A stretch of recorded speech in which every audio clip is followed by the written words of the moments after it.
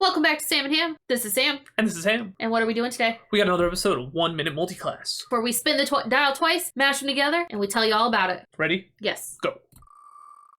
A druid. Oh.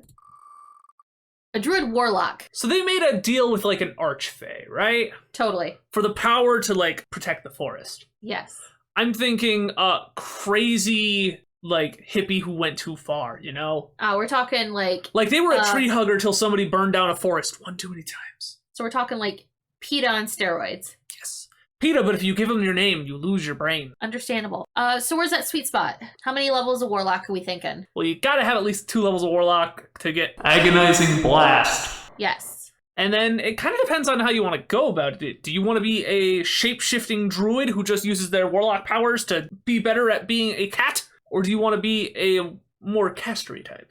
Because really you can do either, depending on which one you go into more of. Okay, so there's not really a sweet spot here.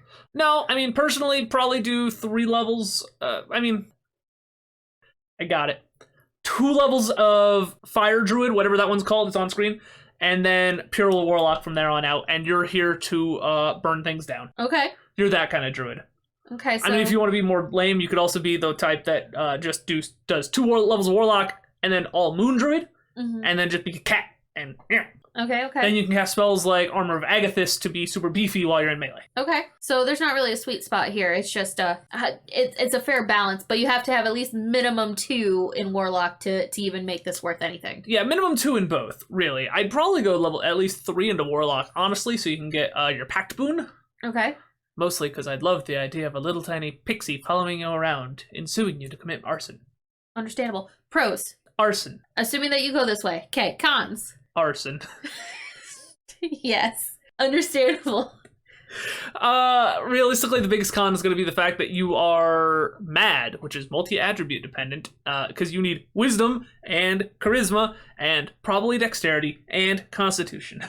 Gotcha. So you're going to have some stretched... You're stretching it. Okay. I'm going to add to the pro side real quick that it's pretty fluid here. You could go either way. There's no, like, hard stops anywhere on those features as you're leveling up. A bi-arsonist.